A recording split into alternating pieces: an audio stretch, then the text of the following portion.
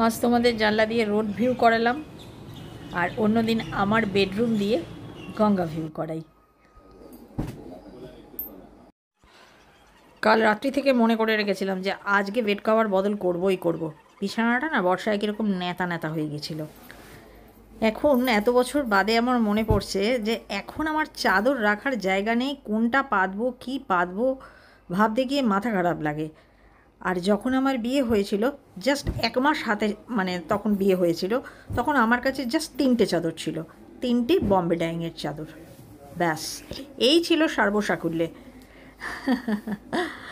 তখন লাইফটা কত সিম্পল ছিল, জিনিসও কম, লাইফটাও সিম্পল। আর এখন জিনিস যত বেড়েছে, জীবনে তত জটিলতা বেড়েছে।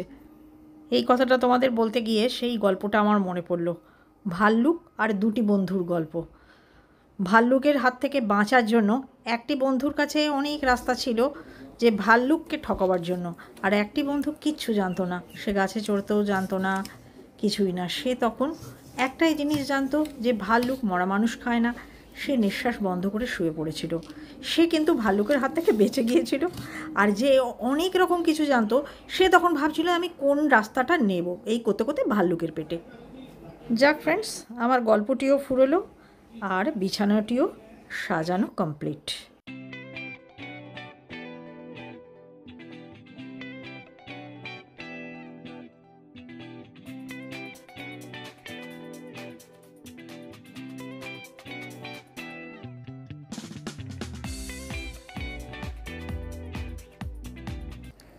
গতকাল সন্ধ্যেতেই স্ন্যাক্স জারগুলো আমি ধুয়ে শুকোতে দিয়েছিলাম।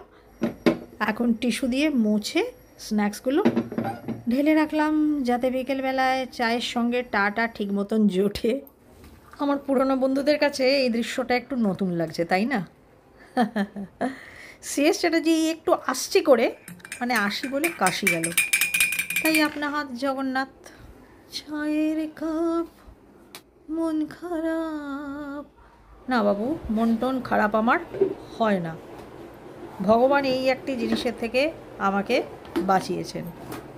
মন খারাপ রোগটি আমার নেই, ওটা ভরপুর আছে মধুবন্তীর মধ্যে, তাই জন্য আমার 0 পয়েন্ট।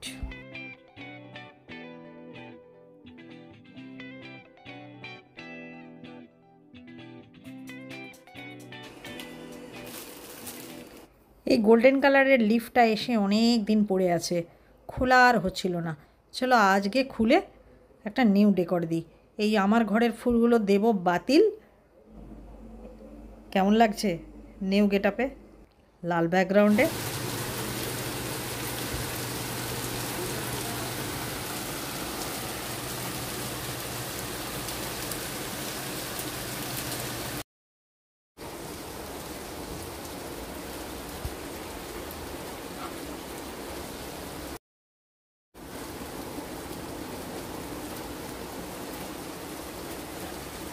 এই মেললাম, এখনই তুলে ফেলতে হলো। এই হচ্ছে বর্ষাকাল বাবা, আষাঢ় শ্রাবণ মানে না তো মন, ঝড়ো ঝড়ো ঝড়ো ঝরেছে, তোমাকে আমার মনে পড়েছে, তোমাকে আমার মনে পড়েছে। কে যেন আমার এই টেবিল ক্লথের কাজটা ভালো করে দেখাতে বলেছিলে, তাই আজকে টেবিলটা পোছার সময় আমার মনে পড়ে গেল। তো চলো টেবিল ক্লথের এই হাতের করা আমার স্টিচ তোমাদের দেখিয়ে দিলাম। আজকের লাঞ্চ মেনু ছিল ডিমের অমলেট, বেগুন ভাজা আর খিচুড়ি। কোনোটাই তোমাদের সঙ্গে শেয়ার করিনি, তার কারণ কেউ কেউ রান্না দেখতে ভীষণ বিরক্ত হচ্ছে। এ কোন সকাল। চলো আজ আবার একটা নতুন দিন, একদম ব্রেকফাস্ট সঙ্গে নিয়ে। আজকে ফ্রেন্ডস গোড়া থেকে তোমাদের সঙ্গে আমি শেয়ার করিনি, কারণ সে যা ব্লান্ডার করেছি তোমাদের সঙ্গে আমি শেয়ার করেছি। এই ব্লান্ডারের পরে আবার কি ব্লান্ডার হবে কি হবে না বুঝতে পারিনি, সেজন্য গোড়া থেকে দেখাইনি। এটা দিয়েছি, আসলে আমি কোনো সেফ টেপদের না দেখি না, দেখে নিলে একটু সুবিধে হয়। তো যাই হোক, আজকে আমার মেয়ে আমাকে বলল যে তুমি ইয়ে করো, প্রবলেম তোমার চিড়ের জন্য হয়নি, ওটসের জন্য হয়েছে। ওটস নাকি চট করে শুকোতে চায় না, সেজন্য ওটসের সঙ্গে রাগি বা জোয়ার কিছু দাও। তো আজকে রাগি অ্যান্ড ওটস। হ্যাঁ, উঠে গেছে, হয়ে গেছে। তাহলে বলো, শেফ না দেখে আমি আমার মেয়েকে শেফের শিরোপা দিলাম, ঠিক দিয়েছি কিনা? আমার মেয়ের কাছ থেকে আমি জেনে নিই, চট করে জানা হয়ে যায়, আর আমাকে খুঁজে দেখে সময় নষ্ট করতে হয় না। যাই হোক, সাকসেসফুল। যাদের এরকম প্রবলেম হচ্ছে ওটস চিলা করতে অসুবিধা, তারা সমান হেলদি রাগি মেশাও, কারণ রাগি শুধু খাওয়া যায় না, সেটা খুব ড্রাই, খুব বিচ্ছিরি, সেটার প্রসেসও আলাদা। এই জন্য রাগি মিশিয়ে দাও, ফুল ওটসের টেস্ট পাওয়া যাচ্ছে। আমি কাঁচায় টেস্ট করে দেখে নিয়েছি। চলো তাহলে, দিনটা আজকে ভালো যাবে মনে হয়। আরও একটা টিপস দিয়ে দিই, সেটা হচ্ছে গিয়ে ছোট ফ্রাই প্যান ইউজ করবে। বড় চিলা উল্টাতে গেলে ফাটবে, ভাঙবে, ছোটতে সেই পসিবিলিটি নেই। মশলা ওটস, রাগি, তার সঙ্গে পেঁয়াজ, লঙ্কা, গাজর, ক্যাপসিকাম সব কিছু দিয়েছিলাম। দুর্দান্ত টেস্টি হয়েছে চিলাটা খেতে, কি বলবো। Thanks to Rimi, thank you Rimi সাজেশনটা দেওয়ার জন্য, যে রাগি আর ওটস মিলিয়ে করো। আজকে প্রত্যেকটা উল্টাতে পেরেছি, একদম সুন্দরভাবে হয়ে গেছে। Thank you. চলো ফ্রেন্ডস, আজকে যে তরকারিটা করছি এটা অরিজিতের কাজে লাগলেও লাগতে পারে। অরিজিৎ কালকে আমাকে বলেছে যে আন্টি কিছু ইজি ডাইজেস্টিভ তরকারি দেখাও। এটা ডাইজেস্টিভ কতটা মানে তাড়াতাড়ি ডাইজেশন হয় সেটা জানি না, তবে আমরা রাতে করি। ওটাকেই একটু হালকা মেথডে করে নিলে নিজের মতো করে, তাহলে ডাইজেশনের কোনো প্রবলেম হবে না, সেটা আমি বলে দেবো। আর এটা রাত্রে রুটি খাওয়ার জন্য খুব ভালো তরকারি, আমার বাড়িতে চলে। আর যদি তোমার বাবা ক্যাপসিকাম খেতে পছন্দ করেন তবেই চলবে। আচ্ছা, আগে দেখিয়ে দিই কি কি লাগবে। সর্ষে, শুকনো লঙ্কা, কারি পাতা ফোড়নে। মোটামুটি এটা ফোড়নের তরকারি, তোমাকে মশলা বাটতে হবে না। দুটো লঙ্কা দিয়ে, আমাদের বাড়িতে যেহেতু ঝালটা পছন্দ করে, আর কাঁচা লঙ্কাও দেবো। ঝালটা যে যার নিজের মতো কমিয়ে বাড়িয়ে নিতে পারেন। এই দেখো, আর যেটা লাগবে সেটা হচ্ছে কি, এই যে একটু সম্বর মশলা কিনতে পাওয়া যায়, তুমি কিনে রাখবে, বাড়িতে বানাবার কোনো দরকার নেই, আমিও কেনা দিয়েই করি। এভারেস্টের সম্বর মশলা, এইটাতে অনেক সময় একটু অম্বল জাতীয় ব্যাপারটা করে, কিন্তু যদি তুমি বেশি ইউজ করো, খুব অল্প পরিমাণে ব্যবহার করলে তুমি গন্ধটাও পাবে আর তোমার অম্বলও করবে না এইটা। আর একটা হচ্ছে কি, এটার মধ্যে যদি তুমি ঘি ব্যবহার করতে চাও, সামান্য একটু ঘি ওপর থেকে দেবে, তাহলে টেস্টটা এনহ্যান্স করে। ব্যাস, এই দুটো জিনিস তুমি লিমিটে রাখবে, তাহলে অম্বল করবে না। কারণ আমারও 60 বছর বয়স আর সিএস চ্যাটার্জিরও 70, অতএব এটা চলবে, যদি অবশ্য তোমার বাবা ক্যাপসিকাম খান। আর এটার জন্য লাগছে তোমার সেদ্ধ আলু টুকরো করে কেটে নিয়েছি, আর এই ক্যাপসিকাম এরকম ছোট ছোট চৌকো করে কাটা, একটু পেঁয়াজ, একটা পেঁয়াজ দিয়েছি পাতলা পাতলা লম্বা লম্বা, একটু টমেটো, ব্যাস।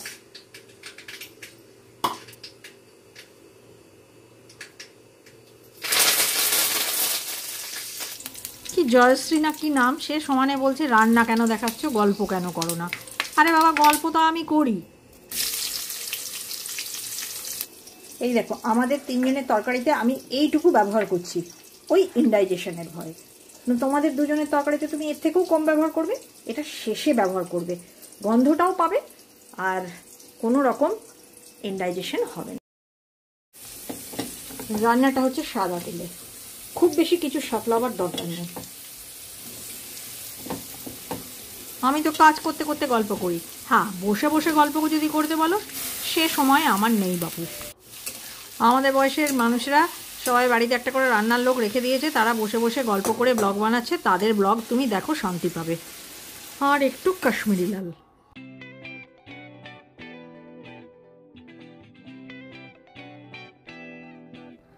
চলো এবার একটু নুন দিয়ে দেবো, নুন দিলে সবজিগুলো একটু মজবে, তার জন্য দিয়ে দিতে হবে একটু ঢাকা।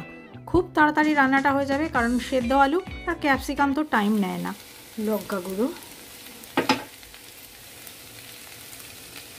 সাম্বার মশলা, সম্বর মশলা স্কিপ করে ধনে হিং মেথিও দেওয়া যায়। তো আমি দেখেছি এটা দিয়ে করলে বেশ ভালো গন্ধটা আসে, খেতে ভালো হয়ে যায়। আচ্ছা, এই তরকারিটা তোমার শুকনো শুকনো, ভাজা ভাজা, মাখা মাখা 3 রকমই ভালো লাগে। সেই মতন নুনটা কমানো বাড়ানো করতে হবে। তো তোমার আঙ্কেল যেহেতু একটু মাখা মাখা চায়, সেজন্য আমাকে একটু জল দিতে হবে। আর নয়তো অল্প অল্প জল দিয়ে ঢাকা দিয়ে আঁচকে কম করে নামিয়ে নিলেও চলে, যেহেতু সেদ্ধ আলু দিয়ে করা হচ্ছে।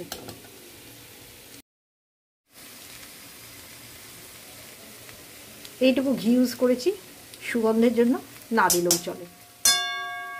আর জয়শ্রী, তুমি বলছো আমার ব্লগের সাউন্ড কম, ছোট ছোট ছবি, বোরিং রান্না। সব থেকে ভালো তুমি আমার ব্লগ দেখো না, এই টেক্সচারে নামবে। সেজন্য আমি আর একটু জল দেবো, আর একটু ঘাটা ঘাটা করে নামাবো। সিএস চ্যাটার্জির ওটাই পছন্দ, মধুবন্তীর একদম ড্রাই ড্রাইটা বেশি ভালো লাগে।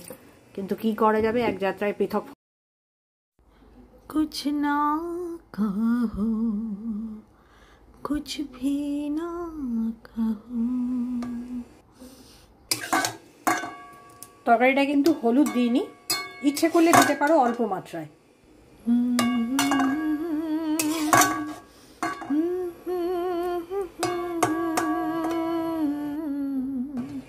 আমার বাড়ির একদম টপ ফেভারিট। এই দেখো, সিএস চ্যাটার্জি একদম টাইমলি এসে পড়ে আমার সঙ্গে রুটি শেখায় হাত লাগিয়ে দিল। কেমন ট্রেন্ড করেছি দেখো শেখায়, প্রত্যেকটা রুটি গোল বলের মতো ফুলবে। আর চেঁচাতে পারবো না ফ্রেন্ডস, শেষে এসে হাত লাগিয়ে দিয়েছে। ওহ, ঠিক যেন লাভি ডাভি হাজব্যান্ড।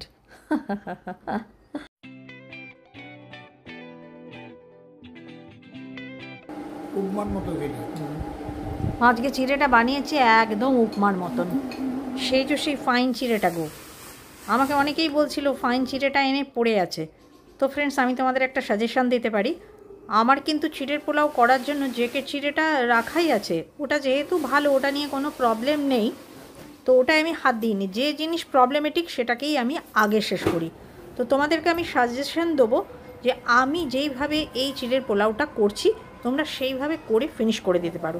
চিড়েটাকে ভালো করে শুকনো খোলায় ভেজে নেবে, তারপর যা যা সবজি দেওয়ার সেগুলোকে সব তেলের মধ্যে ফোড়ন টোড়ন দিয়ে নেড়ে নেবে।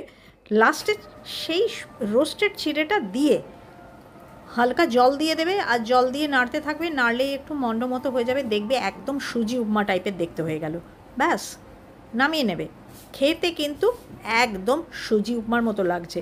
এবং চিড়ে ভীষণ হেলদি, লো গ্লাইসেমিক। যার বাড়িতে ব্লাড সুগারের পেশেন্ট আছে তারা কিন্তু নির্বিঘ্নে এইভাবে চিড়েটা বানিয়ে ব্রেকফাস্টে সার্ভ করে দাও, প্রত্যেকে একদম তোমাকে থামস আপ দেবে। আর চলো, এই বেডটার কভারটা অনেক দিন চেঞ্জ করিনি, আজ করে নিলাম। বহু পুরনো চাদরটা, আমার মতন জরাজীর্ণ অবস্থা। জয়শ্রী কিন্তু আমার একটা উপকার করেছে, যেহেতু রান্না দেখাতে বারণ করেছে, সেই জন্য রান্না না দেখালে কিন্তু আমার পরিশ্রম একদম আধা হয়ে যায়। রান্না হচ্ছে নিজের মনে, কিন্তু সেটাকে ভিডিও করছি না, সেটা ভিডিও করা হয়ে যায় ভীষণ চাপের। যারা করে তারা অবশ্যই জানে, যারা করে না তারা অতটা বোঝে না। যাই হোক, সেই জন্য অনেক কাজ তোমাদের সঙ্গে শেয়ার করতে পারছি। খুব নোংরা হয়ে গেছে, কাচতে হবে গো। প্রত্যেক দিন শেষ আর যে দুপুরবেলা এটা মাথা দিয়ে ঘুমায়।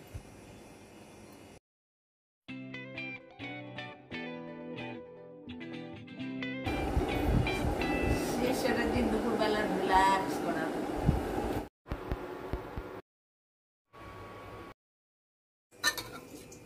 ও মা গো, কাউন্টার টপের তলায় জল রয়েছে আর কুকারটা যাচ্ছে পিছলে। এটা হচ্ছে পাঁচমিশালি তরকারি। ফোড়ন, 5 ফোড়ন শুকনো লঙ্কা দিয়ে চাপিয়েছি আর নামিয়েছি ধনেপাতা ছড়িয়ে। বাড়িতে যা যা সবজি ছিল সব দিয়েছি। চলো ফ্রেন্ডস, এটা অনেকক্ষণ হয়ে গিয়েছিল, এতক্ষণে আমি ঢালার সুযোগ পেলাম, কারণ একজনকে তাহলে ফ্রেন্ডস লাঞ্চ মেনু দেখিয়ে দিলাম। ওই দিনই সন্ধ্যাবেলা এখন রুটি আনলে কি করে ভুললে বাবু? তুমি জানো আমার জ্বর, আমি তোমাকে ফোন করে মনে করালাম যে অফিসের কাজে ব্যস্ত থাকবে, মনে থাকবে না। আমি বলে দিই যে না, আমি রুটি করতে পারিনি।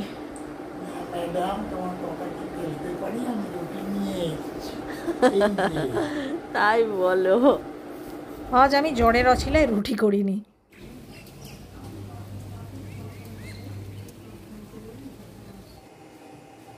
ফিরে এলাম, ভালো আছি। আজ থেকে মনে হচ্ছে রুটিন মতো চলতে পারবো। তাহলে তোমরা সঙ্গে থাকো আর আমিও চলতে থাকি। সবাই বলছে খুব অনেক রান্না, সেটা অনেক রান্না আমি শেয়ার করব না। আজকে এই পেঁপের জল শুকতে হবে, এইটুকুই শেয়ার করব। অ্যাকচুয়ালি আমরা পুরোনো দিনের মানুষ তো, ওই ওয়ান পট মিলে ঠিক পোষায় না, সেজন্য আমাদের ছোট ছোট ছোট ছোট কয়েকটা মেনু প্রত্যেক দিন রান্না হয়। কুমড়োতেও লাগবে, জল শুক্তোতেও লাগবে।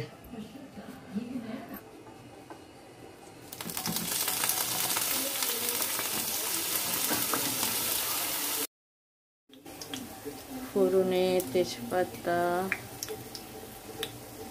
মেথি দানা আর একটু রাঁধুনি আর একটা শুকনো লঙ্কা দিলাম যত সামান্য আদা ছিবড়ে। এই রান্নাটা যতটা করতে সোজা আর খেতে ঠিক ততটাই ভালো। যদি আমাদের বাড়ির মতো কারুর বাড়ি আছে, মানে প্রত্যেক দিনই কোনো না কোনো তেতো আইটেম থাকে, আর আগে যদি না করেছো, জাস্ট একবার ট্রাই করে দেখো।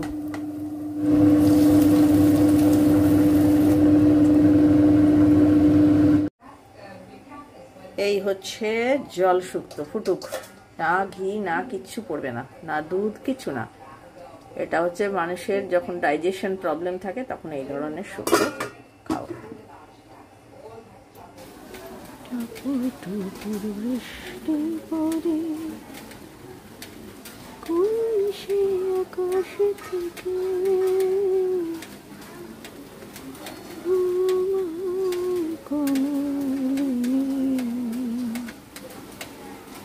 শিহরিয়া যায় টুপু টুপু বৃষ্টি পড়ে।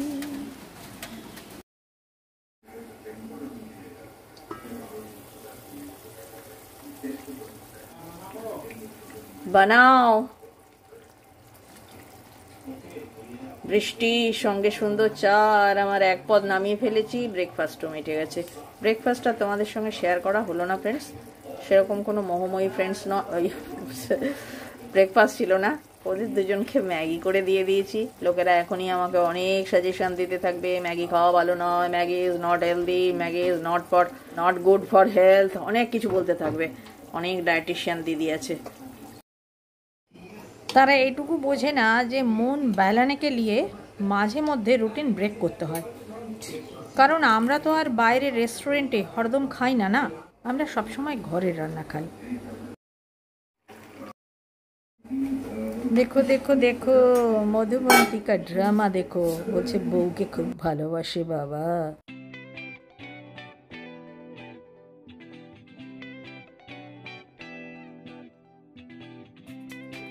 এই যে এই জায়গাটা দেখছো, এই বক্সের ভেতরে থাকে আমার ছোট ছোট বাজার থেকে যেসব সবজি আসে প্লাস্টিকে, সেই প্লাস্টিকগুলো আমি রাখি এই আমার ছোট ডাস্টবিনে পড়াবার জন্য।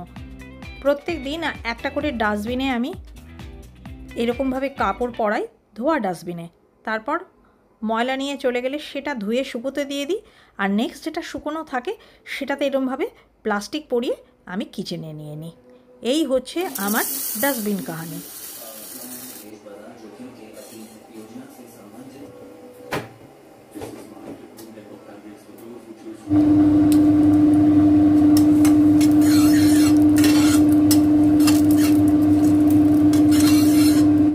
কি গো, চিমনির আওয়াজে কান মাথা ভোঁবো করছে তো? আমারও করছে। যাই হোক, 5 ফোড়ন শুকনো লঙ্কা তেজপাতা ফোড়ন দিয়ে একটু আদা কাঁচা লঙ্কা বাটা দিয়েছিলাম, আর দিলাম একটু হিং। এবার আবার আমাকে আর একজন বলবে, তুমি সবেতেই হিং দাও কেন গো? নিরামিষি তরকারিতে হিং আমি দিই বাপু, তোমার ভালো না লাগলে তুমি দিও না, যে বাড়িতে যেটা চলে।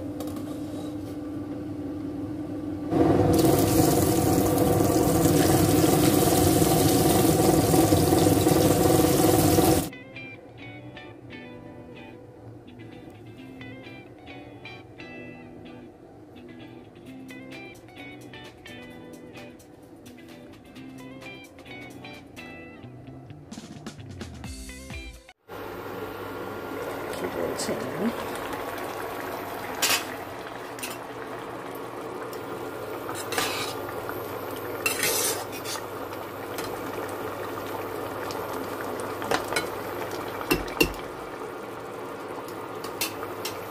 হয়ে গেছে।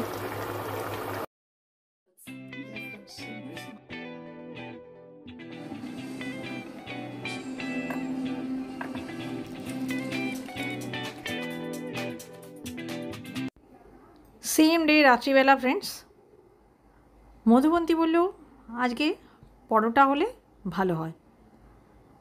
তো আমাদের তো কুমড়ো আলুর তরকারি করাই আছে, অতএব পরোটার সঙ্গে ভালোই যাবে। তবে মধুবন্তীর জন্য করে দিতে হবে, আমার সেদ্ধ আলু আছে, ওটা দিয়ে একটু আলু মরিচ। আজকে তো ফ্রেন্ডস গল্প বিশেষ করা হলো না, এদিকে ব্লগটা প্রায় শেষের মুখে। তো যাই হোক, একটা সাজেশন দিই। সাজেশানটা হলো গিয়ে 2024-এ দাঁড়িয়ে আর কেউ ব্লগ বানিও না ফ্রেন্ডস। ব্লগ আর চলবে না, কারণ প্রত্যেকটা ঘরে ঘরে ব্লগার, সবাই ব্লগিং করছে, সেই জন্য কারুর ব্লগেই ভিউ নেই টাইপের হয়ে গেছে। আর অনেক দিন আগে যারা ব্লগিং স্টার্ট করেছিল তাদের ব্যাপারটা ছিল আলাদা, তখন ভিউয়ার্স ছিল ম্যাক্সিমাম, ব্লগার ছিল কম। এখন ভিউয়ার্স কেউ নেই, এবার সবাই ব্লগার। এবার ব্লগার হয়ে অন্যের ব্লগিং দেখাটা ভীষণ বিড়ম্বনা, খুদকাটা ছাড়া আর উপায় নেই। তাই জন্য বলছি 2024 সালে কেউ নতুন করে ব্লগিং চালু করো না। আর একবার যদি ঢুকে পড়ো তুমি কিন্তু ফেঁসে বেরিয়ে বসে থাকবে, ওখান থেকে না এগুতে পারবে না পিছুতে পারবে। এইটুকু আমি কিন্তু একদম সত্যি রিভিউ তোমাদের দিয়ে দিলাম। তো যাই হোক ফ্রেন্ডস, এই মুহূর্তে মধুবন্তী একটা কাজের কথা বলল, সেটা হলো গিয়ে ওর জন্য আলু বনিশ বানাতে হবে না। আমি গতকাল বানিয়েছিলাম হানি লেমন পেপার চিকেন, সেটা ও মনে রেখেছে যে সেটা অনেকটাই আছে ফ্রিজে, অতএব ও বলল আমি হানি লেমন পেপার চিকেন দিয়ে পরোটা খাবো। আমিও দেখলাম, বাঁচা গেল বাবা।